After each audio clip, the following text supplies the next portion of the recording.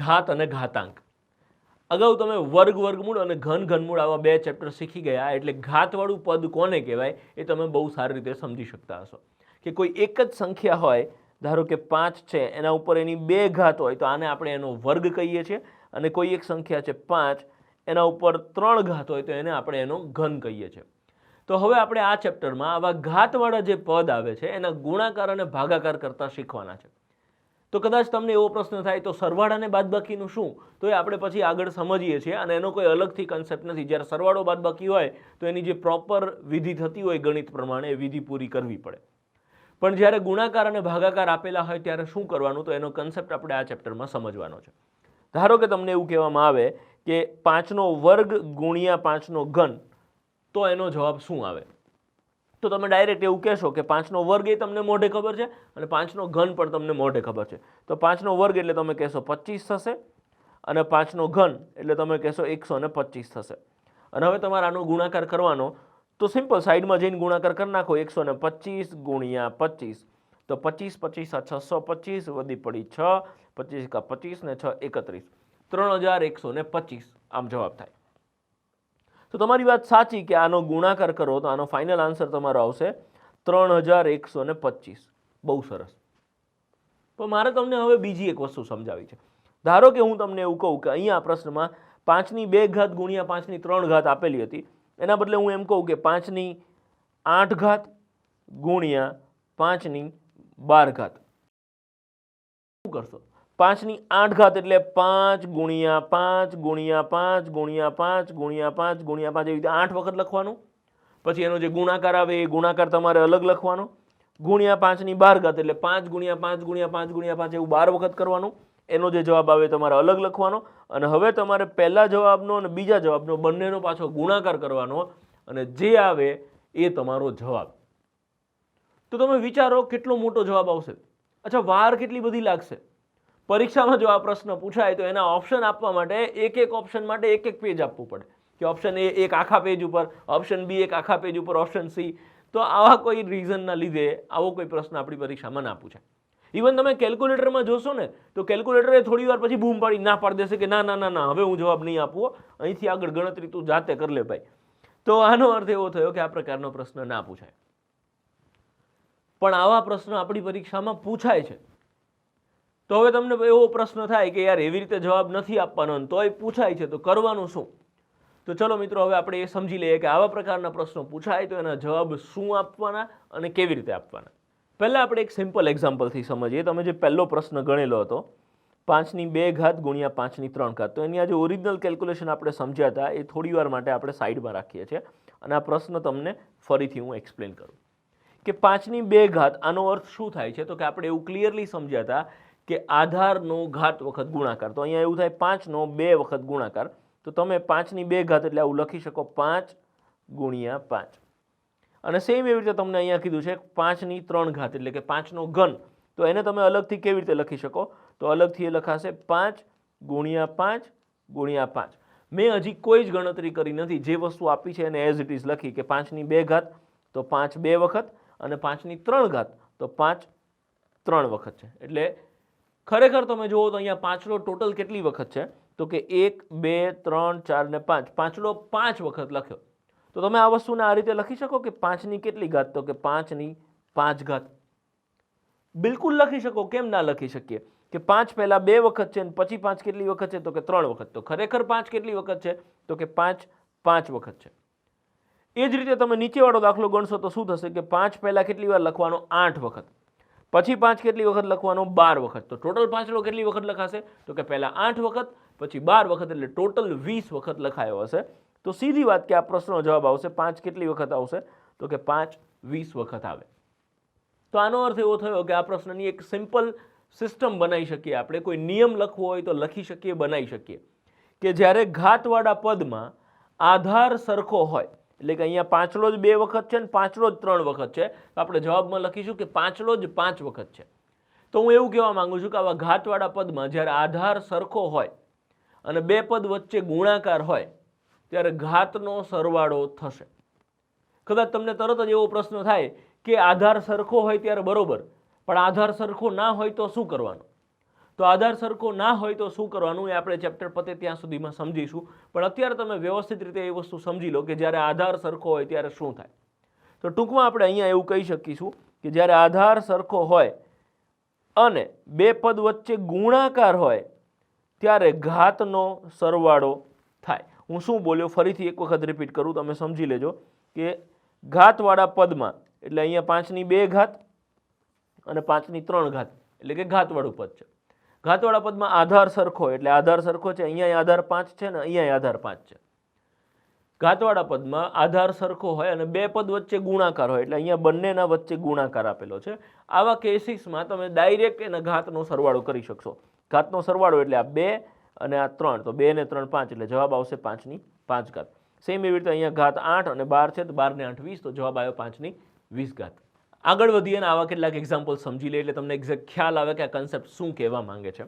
સૌથી પહેલાં તો આપણે જે હમણાં નિયમ સમજ્યા એ નિયમ મેં અહીંયા લખેલો છે, તમને જરૂર લાગે તો તમારી નોટ્સમાં તમે લખી શકો છો કે ઘાતવાળા પદમાં આધાર સરખો હોય અને બે પદ વચ્ચે ગુણાકાર હોય ત્યારે ઘાતનો સરવાળો થાય. તો અહીંયા તમે દરેકે દરેક પ્રશ્નનો જવાબ એકદમ આરામથી આપી શકશો કે 9 ની 3 ઘાત ને 9 ની 4 ઘાત આધાર સરખો છે એટલે ઘાતનો સરવાળો, ઘાત 3 અને 4 બેનો સરવાળો એટલે 7 જવાબ આવે. ટૂંકમાં હું સિસ્ટમેટિક લખવું હોય તો આવી રીતે લખી શકું કે 9 ના ઉપર 3 વત્તા 4 ઘાતનો સરવાળો કરો એટલે જવાબ આવશે 9 ની 7 ઘાત. આ જ રીતે આપણે એવું લખી શકીએ કે અહીંયા આધાર સરખો છે એટલે ઘાતનો સરવાળો થશે 4 વત્તા 6 એટલે જવાબ આવશે 11 ની 10 ઘાત. અને એ જ પ્રમાણે અહીંયા આધાર સરખો છે બંને પદમાં, તો ઉપર 4 વત્તા 5 તો બંનેનો સરવાળો કરો એટલે 4 ને 5 9, 17 ની 9 ઘાત થાય. ટૂંકમાં આ વસ્તુના આધારે આપણે એક સૂત્ર સિસ્ટમથી અથવા તો એક પદ બનાવી શકીએ. હું હવે જે લખું છું એ સમજાય તો બહુ સરસ, ના સમજાય તો કોઈ જ વાંધો નહીં, કન્સેપ્ટ તો તમને સમજાઈ ગયો છે.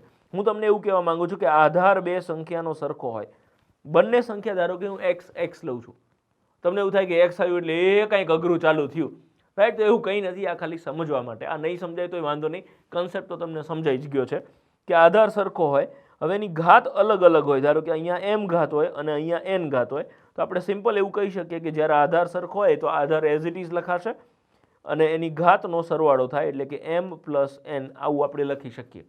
તમને આ ખબર ના પડે તો બી તમારી નોટ્સમાં આ વસ્તુ લખવાની ટેવ પાડજો, થોડા ટાઈમમાં ખબર પડી જશે, એ મારી જવાબદારી. ઘાતવાળા પદના આધારે બીજી એક વસ્તુ સમજી લો કે બે પદ વચ્ચે ગુણાકાર હોય તો શું કરવાનું, એ તો આપણે સમજી ગયા, પણ બે પદ વચ્ચે ભાગાકાર હોય તો આપણે શું કરીશું. હું એવું કહેવા માંગુ છું કે તમને કહેવામાં આવે કે 8 ની 6 ઘાત ભાગ્યા 8 ની 2 ઘાત, તો શું કરીશું. તો આપણે હમણાં સમજ્યા એવી રીતે કે જ્યારે ઘાતવાળા પદમાં આધાર સરખો હોય અને બે પદ વચ્ચે ગુણાકાર હોય તો આપણે ઘાતનું શું કરતા હતા, તો કે સરવાળો. તો સેમ એવી રીતે અહીંયા ભાગાકાર હોય તો ઘાતનું શું થશે, એક્ઝેક્ટલી તમે સાચું સમજ્યા છો, બાદબાકી. બે પદ વચ્ચે ગુણાકાર હોય તો ઘાતનો સરવાળો થાય, બે પદ વચ્ચે ભાગાકાર હોય તો ઘાતની બાદબાકી થાય. ટૂંકમાં હું અહીંયા એવું કહેવા માંગુ છું કે 8 ની 6 ઘાત માઇનસ 2 ઘાત, આ બંનેની બાદબાકી કરો એટલે 8 ની 4 ઘાત, આ તમારો જવાબ થયો. હવે કદાચ તમને એવો પ્રશ્ન થાય કે કેવી રીતે, જો ના થતો હોય તો થવો જોઈએ કે આનો કન્સેપ્ટ શું, આવું કેમ થાય, તો તમે સમજો. 8 ની 6 ઘાતનો અર્થ શું થાય, તો કે 8 6 વખત એટલે 8 ગુણ્યા 8 ગુણ્યા 8 ગુણ્યા 8 ગુણ્યા 8 ગુણ્યા 8, 8 6 વખત ભાગ્યા એટલે કે નીચે 8 ની 2 ઘાત એટલે શું થાય, તો કે 8 ગુણ્યા 8. અને હવે શું કરવાનું, તો કે છેદ ઉડાડવાનું, તો કે 8 8 ઉડી ગયા, 8 8 ઉડી ગયા, તો શું થયું 1 2 3 ને 4, આટલો કેટલી વખત વધ્યો, 4 વખત, એટલે જવાબ આવશે 8 ની 4 ઘાત. તો ઘાતવાળા પદમાં ભાગાકારનો અર્થ શું થાય કે 8 6 વખત ઉપર અને 8 2 વખત નીચે. હવે નીચેથી 2 વખત ને ઉપરથી 2 વખત ઉડી જાય એટલે આટલો કેટલી વાર વધે, તો કે 4 વખત. એટલે અહીંયા એવું થાય કે ઘાતવાળા પદમાં બે પદ વચ્ચે ભાગાકાર હોય એટલે ઘાતની બાદબાકી થાય. બીજા 2-3 એક્ઝામ્પલ સમજી લઈએ એટલે આપણને એક્ઝેક્ટ કોન્ફિડન્સ આવે કે આ કન્સેપ્ટ શું કહેવા માંગે છે. મેં હમણાં જે લાઈન કીધી એ સ્ક્રીન પર લખેલી છે, તમને જરૂર લાગે તો નોટ કરી લેજો કે ઘાતવાળા પદમાં આધાર સરખો હોય અને બે પદ વચ્ચે ભાગાકાર હોય ત્યારે ઘાતની બાદબાકી થાય. સિમ્પલ કન્સેપ્ટ જે અહીંયા લખેલો છે કે 9 ની 8 ઘાત અને 9 ની 3 ઘાત, તો પહેલા પ્રશ્નમાં શું જવાબ આવશે, તો કે 8 માંથી 3 જાય તો 5 એટલે જવાબ આવશે 9 ની 5 ઘાત. આપણે ઘાતની બાદબાકી કરીએ 8 - 3 તો જવાબ આવશે 9/5.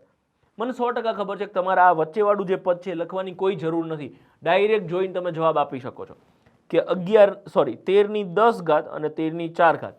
તો 13 10 વખત ભાગાકારમાં 13 4 વખત, તો નીચેથી 4 વખત ને ઉપરથી 4 વખત ઉડી જાય તો 13 કેટલી વખત વધશે? તો કે 13 વધશે 6 વખત. પણ મારે તો અહીંયા તમને શીખવાડું છું એટલે આ વિધિ કરવી પડશે કે 13/10 - 4, તો જવાબ આવશે 13/6. લાસ્ટ ક્વેશ્ચનમાં હું આખું સ્ટેપ નથી લખતો, આપણે ડાયરેક્ટ જવાબ આપીએ કે 15 18 વખત અને 15 7 વખત. તો 18 માંથી 7 જાય તો 11, એટલે હું ડાયરેક્ટ જવાબ લખું છું કે 15 કેટલી વખત? તો કે 11 વખત. તો આ કન્સેપ્ટના આધારે પણ આપણે એક વસ્તુ લખી શકીએ, એક સૂત્ર બનાવી શકીએ કે કોઈ પણ બે સંખ્યા આપેલી હોય ઘાતવાળી, આપણી ભાષામાં જ બોલું કે ઘાતવાળા પદમાં આધાર સરખો હોય, એટલે આ પહેલું પદ છે, આ બીજું પદ છે, ઘાતવાળા બે પદ છે, આધાર સરખો છે, અને બંને પદ વચ્ચે ભાગાકાર હોય ત્યારે ઘાતની બાદ બાકી થાય, એટલે કે m - n. આ આપણો જવાબ થશે.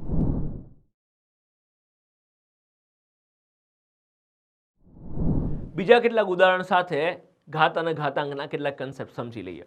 ધારો કે આપણને એવું આપેલું છે કે 9/8 ભાગ્યા 9/7. તો આનો અર્થ શું થશે? તો કે આપણે ઘાતની બાદબાકી કરીએ છીએ કે 9/8 - 7. તો આનો જવાબ શું આવશે? તો કે 8 માંથી 7 જાય તો 1. તો તમને ક્લિયરલી ખબર છે એ પ્રમાણે આનો જવાબ આવશે 9/1. હવે અહીંયા મારે તમને એ સમજાવવાનું છે કે 9/1 નો મતલબ શું થાય? તો કે 9 કેટલી વખત? 9 1 વખત. તો એને તમે કેવી રીતે લખી શકો? 9 1 વખત એટલે ખાલી 9 જ લખાય. તો જ્યારે કોઈ પણ સંખ્યા હોય એની એક ઘાત બાય ડિફોલ્ટ હોય જ, અને કોઈ સંખ્યાની એક ઘાત હોય તો ક્યારે એના ઉપર એકડું લખવાની જરૂર નથી. હું તમને એવું કહેવા માંગુ છું કે 15 છે તો એને ખાલી 15 જ લખાય. આ ખરેખર 15 કહેવાય ને 15ની એક ઘાત. 15ની એક ઘાતનો અર્થ શું થાય? તો કે 15 કેટલી વખત? 15 એક વખત. એટલે કોઈ પણ અંકની એક ઘાત હોય તો લખવાની જરૂર નથી. અને એ જ વસ્તુ બીજી રીતે સમજાવું કે કોઈ પણ અંકના ઉપર કંઈ ના લખ્યું હોય તો એની એક ઘાત છે એવું આપણે બાય ડિફોલ્ટ સમજી લઈએ.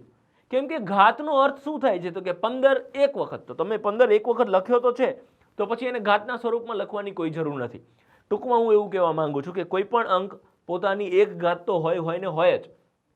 ઘાત અને ઘાતાંક ચેપ્ટરમાં જરૂર લાગે ત્યાં તમે એક લખી શકો છો, બાકી ક્યારેય કોઈ પણ સંખ્યાની એક ઘાત લખાતી નથી. કેમ કે ગણિતમાં અમુક વસ્તુ જેમ લખાતી હોય એમ લખાય, જેમ સારું લાગતું હોય એમ લાગે.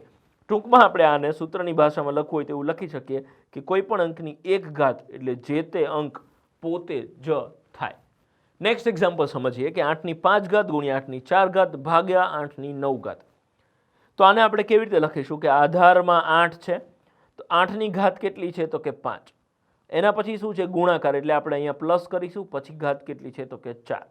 એના પછી નિશાની શેની છે? ભાગાકારની, એટલે કે માઇનસ, અને અહીંયા 9 ઘાત છે તો આપણે લખીશું 9. આની ગણતરી કેવી રીતે થશે? તો કે 5 ને 4 9, અને 9 માંથી 9 જાય તો 0, એટલે લખાય 8ની 0 ઘાત. અને કોઈ પણ અંકની 0 ઘાત, આનો અર્થ શું થાય કે 8 કેટલી વખત? તો કે 0 વખત. 0 વખત એટલે કે 8 એકેય વખત નહીં. હવે ગુણાકારના સંબંધમાં તમે 8 કાઢી જ નાખો, 8 હોય જ નહીં, તો વધે શું? તો કે 1 વધે. હવે મને 100% ખબર છે કે અહીંયા તમને બે પ્રકારના પ્રશ્નો થતા હશે. પહેલો પ્રશ્ન તો તમને એવો થતો હશે કે 8ની 0 ઘાત તો 0 ના આવે, 1 કેમ? આ પ્રશ્નનો પણ જવાબ આપું, પણ એ પહેલા હું તમને બીજો એક પ્રશ્ન થતો હશે એનો પ્રશ્નનો જવાબ આપું તમને કે અહીંયા ભાગુસભાનો નિયમ ના લાગે કે બે પદ વચ્ચે ભાગાકાર હોય તો પહેલા ભાગાકાર થાય પછી ગુણાકાર થાય. બરોબર છે, મને વાંધો નથી, ભાગુસભાનો નિયમ લગાવો તો એ જવાબ તો એ જ આવશે. તમે જુઓ 8/5 તો 8/5 લખો છો, ગુણ્યા 8ના ઉપર 4 ઘાત અને 9 ઘાત. પહેલા તમે ભાગુસભા પ્રમાણે પહેલા ભાગાકાર કરો તો 4 માંથી 9 જાય તો શું થાય? તો કે -5 ઘાત. અને હવે તમે ગુણાકાર કરો કે 8/5 વત્તા, એટલે એમાં ઉમેરવાનું છે કેટલું? તો કે -5 ઘાત. આનો દાખલો તમે ગણો તો 5 માં 5 જાય તો 0. છેલ્લે જવાબ તો 8ની 0 ઘાત એવું જ આવે છે. તો હું તો તમને એ સમજાવવા માંગુ છું કે જાતે કરીને હેરાન શું કરવા થવાનું, રાઈટ? આપણને જે વસ્તુ સહેલી પડતી હોય એ જ વસ્તુ કરવાની. એટલે મેં હમણાં સમજાવ્યું એ પ્રમાણે આપણે આવું 100% કરી શકીએ ને એવું જ કરવું જોઈએ કે આધાર એમને એમ લખી નાખવાની, ઘાતનો જે વ્યવહાર થતો એ કરી નાખવાનો. 5 4 અને 9 આવા 3 ઘાત છે.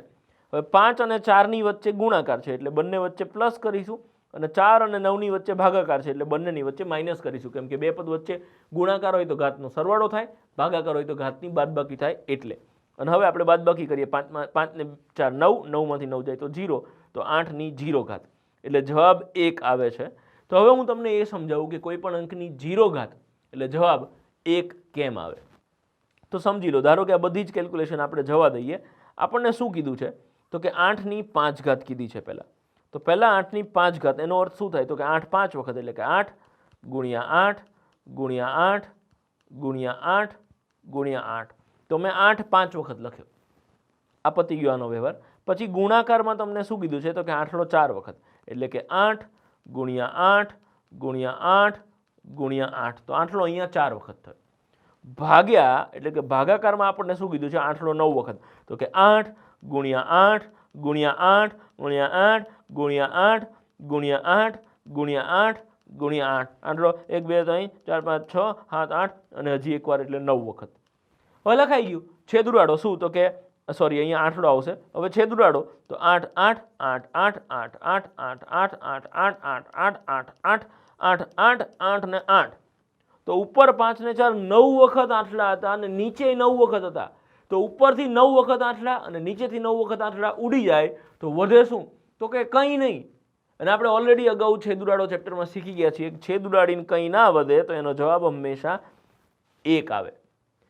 અને અહીંયા ઘાત અને ઘાતાંકનો જે નિયમ છે એ નિયમને ફોલો કરો તો આ 5 ને 4 9માંથી 9 જાય તો 0 એટલે ઘાત કેટલી આવે તો કે 8ની 0 ઘાત. પણ એનો જવાબ શું થાય કોઈ પણ અંકની 0 ઘાત એની વેલ્યુ કેટલી થાય તો કે 1 થાય. ફરી એક વખત સમજી લેજો, કોઈ પણ અંક એટલે કોઈ પણ અંક. હું તમને એવું કહું કે 234ની 0 ઘાત તો એ જવાબ 1 જ આવે કે 234 એકેય વખત નહીં, તો પછી કંઈ લખવાની જરૂર નથી. હું તમને એવું કહું કે 18ની 0 ઘાત તો જવાબ 1 જ આવે. ટૂંકમાં આપણે આના આધારે એવું કહી શકીએ કે કોઈ પણ સંખ્યા હોય x એટલે કે કોઈ પણ સંખ્યા એની 0 ઘાત આનો જવાબ હંમેશા 1 જ આવે. બીજો એક કન્સેપ્ટ સમજી લઈએ કે 5ની 3 ઘાત ભાગ્યા 5ની 5 ઘાત. તો અહીંયા આપણે સિમ્પલ સમજીશું કે ઘાતની બાદબાકી કરીએ તો 5ની 3 ઘાત ભાગાકાર છે એટલે -5. આનો જવાબ શું આવશે તો કે 5ની -2 ઘાત. હવે એક વસ્તુ બીજી સમજી લેજો કે કોઈ પણ અંકની માઇનસ ઘાત હોય તો એ પદને આપણે હંમેશા વ્યસ્ત કરીશું. 5ની -2 ઘાત તો 5ની -2 ઘાતને આપણે વ્યસ્ત કરીને લખીશું. એટલે અહીંયા આ સંખ્યા આ પદ પોતે અંશમાં છે એવું કહેવાય. સીધું સમજવાનું કે કોઈ લાઈન લખી હોય, લાઈનના નીચે તમને ના લખેલું હોય, નીચે લખેલું હોય તો જ છેદ કહેવાય. જો નીચે ના લખેલું હોય એનો અર્થ અંશ છે. તમે જો આ પદમાં ક્યાંય તમારી લાઈન આવતી નથી એટલે આ અંશમાં છે એવું કહેવાય. હવે આ પદને અંશમાંથી છેદમાં લઈ જાઓ તો ઘાત તમારી નેગેટિવમાંથી પોઝિટિવ થઈ જાય. એટલે કે આને તમે એવી રીતે લખો કે ભાઈ 1/5ની 2 ઘાત. તો તમે અંશના બદલે છેદમાં લખી નાખ્યું તો -2 ઘાતના બદલે +2 ઘાત થઈ જશે. અને હવે તમે આની ગણતરી કરી શકો.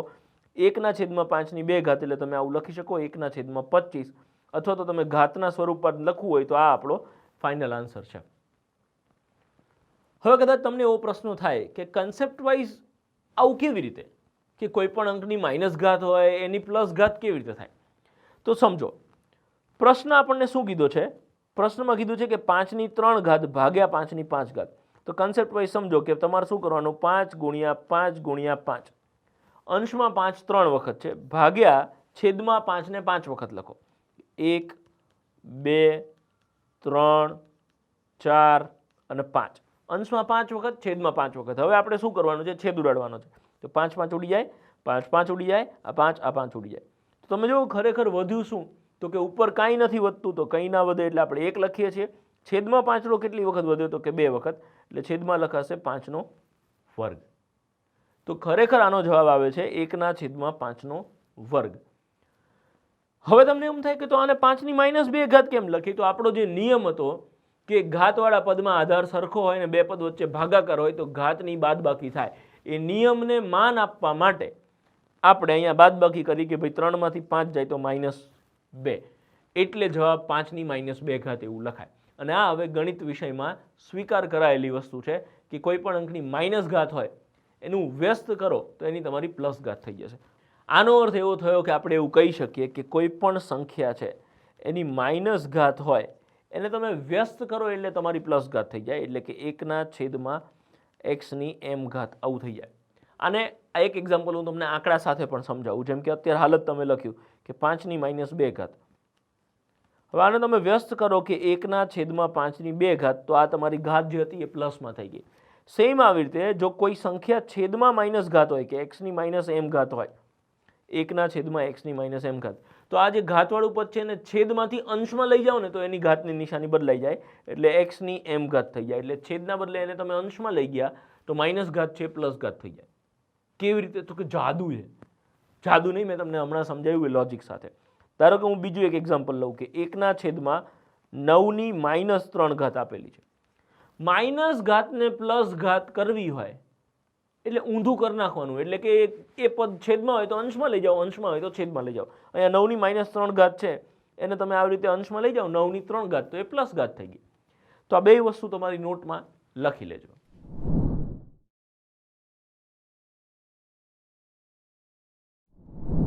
લાસ્ટ વિડીયોમાં તમે એક શબ્દ સાંભળ્યો વ્યસ્ત. તો વ્યસ્ત શબ્દનો અર્થ શું થાય એ આપણે થોડો ડિટેલમાં સમજી લઈએ. વ્યસ્ત એટલે શું? તો કે કોઈ પણ સંખ્યા અંશમાં હોય એને છેદમાં લઈ લેવાની, અને છેદમાં હોય એને અંશમાં લઈ લેવાની. હું શું કહેવા માંગુ છું સિમ્પલ સમજી લો કે જે અંશ છે અને છેદ છે, કોઈ અપૂર્ણાંક હોય એનું જ વ્યસ્ત થાય, અથવા તો પૂર્ણાંકનું પણ વ્યસ્ત થાય. સામાન્ય રીતે તો દરેક પૂર્ણાંકને અપૂર્ણાંકમાં કન્વર્ટ કરી શકીએ. કેવી રીતે આપણે થોડી વારમાં સમજીએ છીએ. આનું વ્યસ્ત કરવું હોય તો આના વ્યસ્તનો અર્થ શું થશે? તો કે જે નીચે આંકડો છે એ ઉપર જતો રહેશે અને ઉપરનો આંકડો છે એ નીચે જતો રહેશે. ટૂંકમાં તમારો જે છેદ હતો એ અંશ બની જાય અને જે અંશ છે એ છેદ બની જશે. હું શું કહેવા માંગુ છું, એક બે આંકો સાથે કહું એટલે તમને એક્ઝેક્ટ ખ્યાલ આવશે. કે એવું કહેવામાં આવે કે 5/2 આનું વ્યસ્ત શું થશે? તો આ 5/2 નું વ્યસ્ત કરવા માટે તમારે જે અંશ છે એને છેદમાં લઈ લો અને છેદ છે એને અંશમાં લઈ લો, એટલે કે 5 નીચે આવતો રહે અને બગડો ઉપર જતો રહે. તો 5/2 નું વ્યસ્ત શું થાય? તો કે 2/5. સિમ્પલ.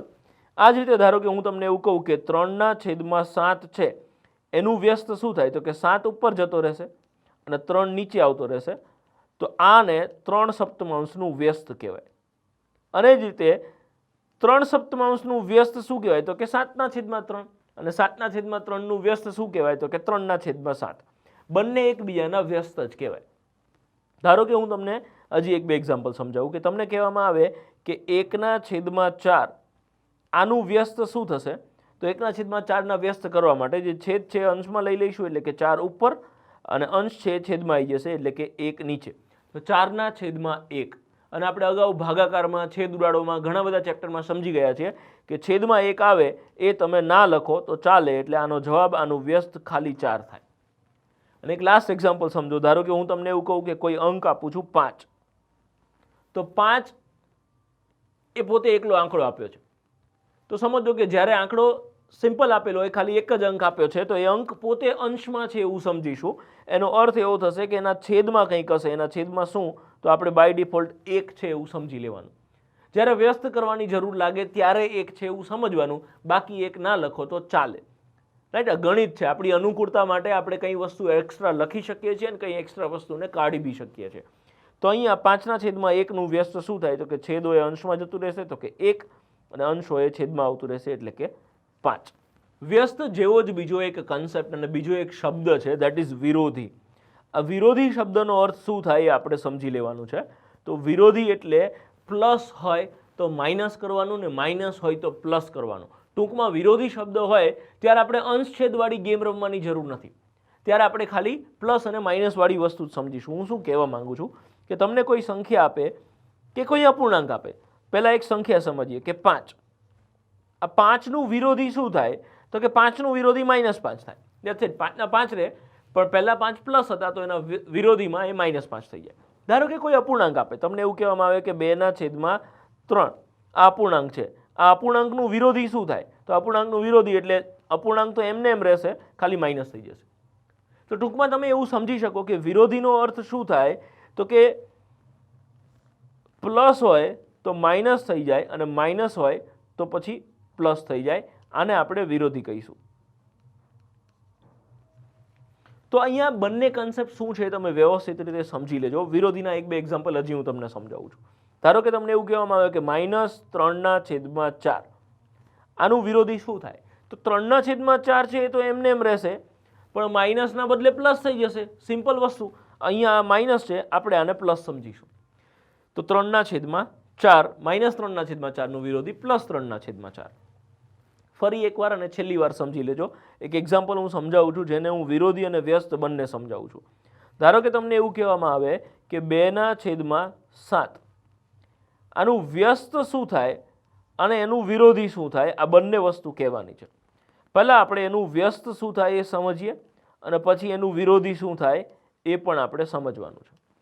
તો 2/7 છે એનું વ્યસ્ત શું થાય? તો વ્યસ્ત એટલે આપણે સમજ્યા એવી રીતે આ પહેલા કન્સેપ્ટમાં કે અંશ હોય એને છેદમાં લઈ લો અને છેદ હોય એને અંશમાં લઈ લો. ટૂંકમાં ઉપર છે એને નીચે લખી દઈએ અને નીચે છે એને ઉપર લખી દઈએ, તો આને વ્યસ્ત કર્યું કહેવાય. અને વિરોધી એટલે શું કહેવાય? તો કે આપણે બીજા કન્સેપ્ટની વાત થઈ એ પ્રમાણે કે પ્લસ હોય તો માઇનસ કરી નાખવાનું, માઇનસ હોય તો પ્લસ કરી નાખવાનું. અહીંયા 2/7 છે એ પ્લસમાં છે, એને સામેની સાઈડ લઈ જઈએ તો એને ઊંધા સીધા કરવાની કોઈ જરૂર નથી. અપૂર્ણાંક તો એનો એ જ લખાશે, પણ પ્લસના બદલે માઇનસ થઈ જશે. તો 2/7 નું વિરોધી -2/7 આવી રીતે આપણે કહી શકીએ. તો હવે આ કન્સેપ્ટના આધારે 2-3 એક્ઝામ્પલ્સ જોઈ લઈએ એટલે તમને વધારે સારી રીતે ખ્યાલ આવે કે આ કન્સેપ્ટ શું છે અને એના આધારે પરીક્ષામાં કેવી રીતે પ્રશ્ન પૂછાય છે. કે 2/3 વિરોધીનું વ્યસ્ત શું થાય? તો 2/3 આપણે 2/3 લખીએ છીએ. આ જે રકમ આપણને આપી છે એના વિરોધીનું વ્યસ્ત શોધવાનું આપણને કીધું છે. તો 2/3 નું વિરોધી શું થશે? તો આપણે હમણાં જ વાત થઈ એ પ્રમાણે કે વિરોધી માટે આપણે પ્લસ માઇનસ કરીએ છીએ. તો 2/3 નું વિરોધી થશે, 2/3 એમને એમ રહેશે, પણ પ્લસ છે એના બદલે માઇનસ થઈ જશે. અને એ જે જવાબ આવે છે એનું તમારે વ્યસ્ત કરવાનું છે. તો એનું વ્યસ્ત શું થાય? તો વ્યસ્ત કરીએ ત્યારે અંશ અને છેદ બદલાય. ફરી એકવાર સમજી લેજો કે વિરોધી કરો તો ત્યારે નિશાની બદલાય, પ્લસ હોય તો માઇનસ ને માઇનસ હોય તો પ્લસ. અને જ્યારે તમે વ્યસ્ત કરો ત્યારે અંશ હોય તો છેદ ને છેદ હોય તો અંશ બદલાય. તો અહીંયા વ્યસ્ત કરો તો નિશાની એમને એમ રહેશે, 3 છેદમાં છે એના બદલે અંશમાં જતા રહેશે અને 2 અંશમાં છે એના બદલે છેદમાં આવી જશે. તો આપણો ફાઇનલ જવાબ આવશે -3/2. નેક્સ્ટ ક્વેશ્ચન જોઈએ કે -5 વ્યસ્તનું વિરોધી શું થાય? તો -5 આ સંખ્યા છે એનું આપણે પહેલા વ્યસ્ત ગોતવાનું છે. જે બી વ્યસ્ત આવશે એનું પછી આપણે વિરોધી ગોતવાનું છે. આ આપણો જવાબ થશે. તો પહેલાં આપણે -5 નું વ્યસ્ત કરીએ તો તમને ખ્યાલ છે એ પ્રમાણે કે વ્યસ્ત વખતે અંશ છેદ બદલાય.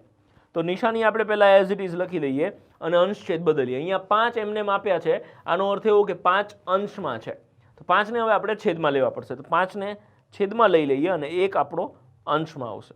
અને આ જે એનું વ્યસ્ત મળ્યું એનું હવે આપણે વિરોધી ગોતવાનું છે. તો -1/5 નું વિરોધી. તો વિરોધી વખતે આપણે ખાલી પ્લસ માઇનસ કરીએ છીએ. વ્યસ્તમાં આપણે અંશ અને છેદ બદલતા હતા.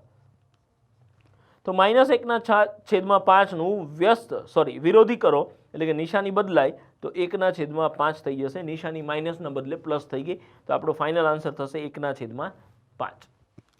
નેક્સ્ટ ક્વેશ્ચન જોઈએ કે 1/4 વિરોધીના વ્યસ્તનું વિરોધી શું થાય? તો 1/4 આપેલું છે. પહેલાં આપણે એનું વિરોધી કરવાનું, પછી એનું વ્યસ્ત કરવાનું અને એના વ્યસ્તનું જે વિરોધી આવે આ આપણો જવાબ થશે. તો આપણે સ્ટેપ બાય સ્ટેપ ગણતા જઈએ કે 1/4 નું વિરોધી. તો આપણે હમણાં સમજ્યા એ પ્રમાણે કે વિરોધીમાં ખાલી પ્લસ માઇનસ બદલાય. તો 1/4 એમને એમ રહેશે, પણ એ પ્લસ છે તો એ માઇનસ થઈ જશે. -1/4 એટલે વિરોધી થઈ ગયું. હવે એનું વ્યસ્ત કરવાનું છે. તો હવે એનું વ્યસ્ત કેટલું થશે? તો વ્યસ્તમાં આપણે ખાલી અંશ અને છેદ બદલીએ છીએ.